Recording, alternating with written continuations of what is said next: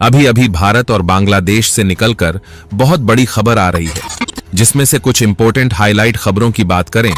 तो बांग्लादेश में जो परिस्थितियां घटित हो रही है, इसने दुनिया भर के देशों का दिमाग हिलाकर रख दिया है। और बांग्लादेश में इस समय जो हालात चल रहे हैं, शायद इसके बारे में भारत को पहले से ही मालूम था। इसलिए भारत ने बांग्लादेश के चारों तरफ मिलिट्री बेस को बना रखा है और वहां पर अब लगातार भारत के द्वारा सेना भेजी जा रही है, जिससे इस समय बांग्लादेश चारों तरफ के बॉर्डर से भारत द्वारा घिर चुका है। फिर चाहे आसमान हो या फिर समुद्र या फिर जमीनी इलाका ही क्यों ना हो, इन सभी में भारत की मजबूत पकड़ बनी हुई है। इसके अलावा भारत भी शेख हसीना को अपने देश में शरण देकर बुरी तरीके से फंस चुका है, जिससे भारत और बांग्लादेश के बीच रिश्तों में दरार आ सकती है। क्योंकि जिस जहाज से शेख हसीना जी बांग्लादेश छोड़कर भारत में आई हुई है, वह जहाज भारत से वापस लौट चुका है, लेकिन शेख हसीना अभी भारत में ही टिकी हुई है, जिसके कारण बांग्लादेश के सुप्रीम कोर्ट बार एसोसिएशन की तरफ से भारत पर प्रेशर बनाया जा रहा है कि भारत बांग्लादेश की पूर्व पीएम शेख हसीना को गिरफ्तार करके उनके देश वापस भेजे।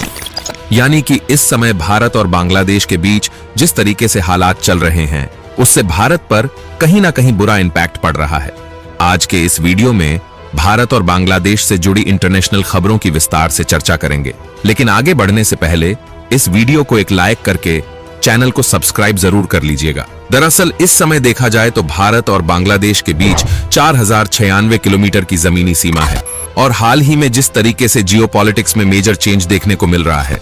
और शेख हसीना जी भारत में आकर शरण ले चुकी है, उससे बांग्लादेश के लोगों में भारत के प्रति गुस्सा देखने को मिल रहा है। क्योंकि शेख हसीना जब बांग्लादेश को छोड़कर भाग रही थी तो उन्होंने यूके, सऊदी अरब और अमेरिका से शरण मांगी कि उन्हें वहां पर रहने की जगह दें, लेकिन इन दोनों देशों ने मना कर दिया,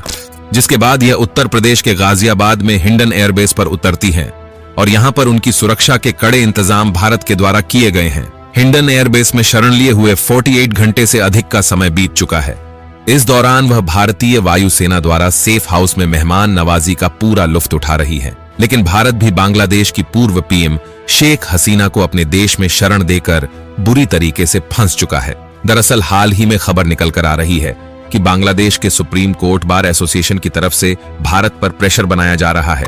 कि भारत शेख हसीना और उनकी बहन को गिरफ्तार करके वापस बांग्लादेश में भेजे। बांग्लादेश का कहना है कि हम भारत के लोगों के साथ अच्छे संबंध बनाए रखना चाहते हैं, इसलिए शेख हसीना और उनकी बहन को गिरफ्तार करें और उन्हें वापस बांग्लादेश भेज दें। यानी कि या तो भारत शेख हसीना को अरेस्ट करके उनके देश वापस भेजें या फिर भारत बांग्लादेश से अपने रिलेशन को तोड़ दे। भारत के पास यही दो ऑप्शन है। हालांकि यहां पर भारत की तरफ से कोई भी डिसीजन नहीं लिया गया है, लेकिन बांग्लादेश की बॉर्डर पर भारत की तरफ से लगातार सैनिक भेजे जा रहे हैं। वैसे तो आपको जानकर हैरानी होगी कि भारत को यह बात पहले से ही शायद मालूम थी कि आने वाले समय में बांग्लादेश की परिस्थितियां बिगड़ सकती है। इसलिए भारत ने कई साल पहले ही बांग्लादेश के चारों तरफ मिलिट्री बेस बनाकर तैयार किए हुए हैं। यानी कि इस समय बांग्लादेश, पाकिस्तान और चीन जैसे देशों के बहकावे में आकर भारत पर कोई भी एक्शन लेने की कोशिश करता है तो उसे काउंटर करने की तैयारी भारत ने पहले ही कर रखी है। हालांकि यहां पर कहने को तो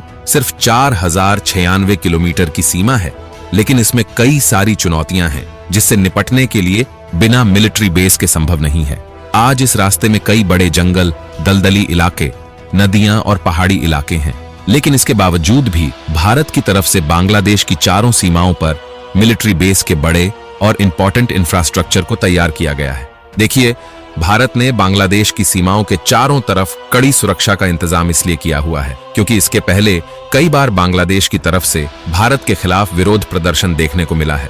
और साथ ही इस रास्ते से दूसरे देशों के द्वारा कई बार बांग्लादेश को ड्रग्स और मवेशियों की स्मगलिंग होती है और मिलिट्री हथियारों की सप्लाई भारत के अगेंस्ट करने की कोशिश की गई है। इसलिए इन्हें रोकने के लिए कई साल पहले से ही भारतीय सेना मिलिट्री बेस के साथ सुरक्षा का कड़ा इंतजाम बनाए हुए हैं। चलिए अब बात कर लेते हैं कि भारत के कौन कौन से मिलिट्री बेस हैं जो बांग्लादेश के चारों तरफ मौजूद हैं और वह कहां पर है। सबसे पहले वायुसेना के एयरबेस की बात करें तो इसमें पहले नंबर पर आता है हासीमारा एयरफोर्स बेस, जो कि बांग्लादेश की सीमा से मात्र 20 किलोमीटर दूर पश्चिम बंगाल में बनाया गया है। और दूसरे की बात करें तो वह है बागडोगरा एयरफोर्स बेस और यह एयरबेस भी बांग्लादेश की सीमा से मात्र 30 किलोमीटर दूर पश्चिम बंगाल में मौजूद है। इसके अलावा 2 और इंपॉर्टेंट एयर बेस पश्चिम बंगाल में मौजूद है जो इससे थोड़ी दूरी पर है। और यदि भारतीय थल सेना के जमीनी बेस पर नजर डाली जाए तो लगभग 6 एयर बेस ऐसे हैं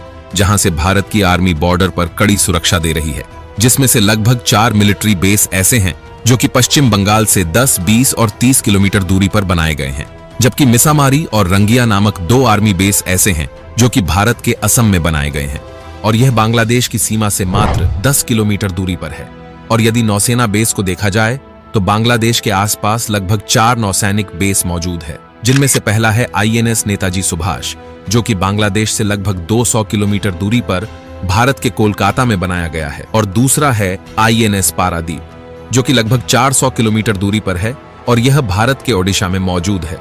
और बाकी के 2 नौसैनिक बेस अंडमान निकोबार और तमिलनाडु में बनाए गए हैं, जो कि बांग्लादेश से 1200 किलोमीटर दूरी पर है।